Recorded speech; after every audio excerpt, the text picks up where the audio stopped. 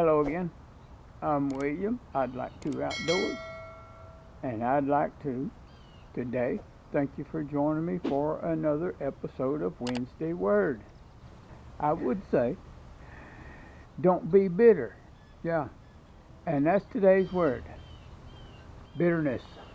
The English pronunciation of the Greek word. I can't say the Greek word, but the English pronunciation of it is pikria,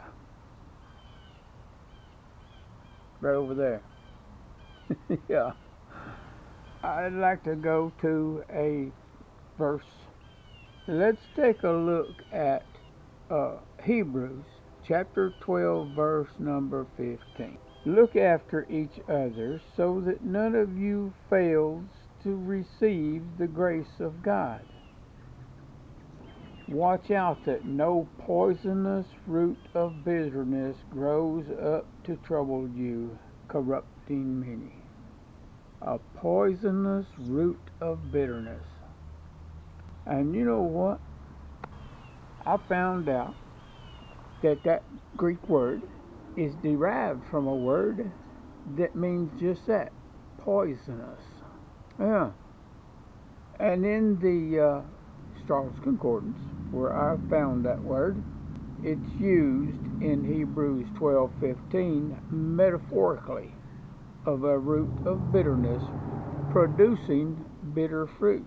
Well, that was when I went to hunting up what bitter was, and there was several things that was considered bitter, and one of those was poison. Poisonous root of bitterness. Well, bitterness is hooked to a root, so it produces fruit. You know, the scriptures talk about roots and trees and fruit a lot, and all being connected one to the other. And the fruit of bitterness, anger, cynicism, loss of joy, frustration, lack of patience. You ever suffer from that? An atmosphere of tension. You ever be surrounded by an atmosphere of tension? An atmosphere of bitterness? Being defensive, irritated, moody, having a shoulder chip. Yeah. Well, you know, we can all claim that we have been born from the tree of bitterness, because that is part of the human nature. All of those things that we're told in Ephesians to get rid of. And in the Merriam-Webster dictionary, y'all know I use that a lot, harshly reproachful. How does that sound for cynicism? Exhibiting intense animosity. You know, Strong's Concordance called that anger, rancor. Yeah, I had to look that word up because it was unfamiliar to me. Deep-seated ill will. Again, anger, hate, and being intensely unpleasant. Oh, that person sure has a bitter personality. Yeah. Intensely unpleasant to be around.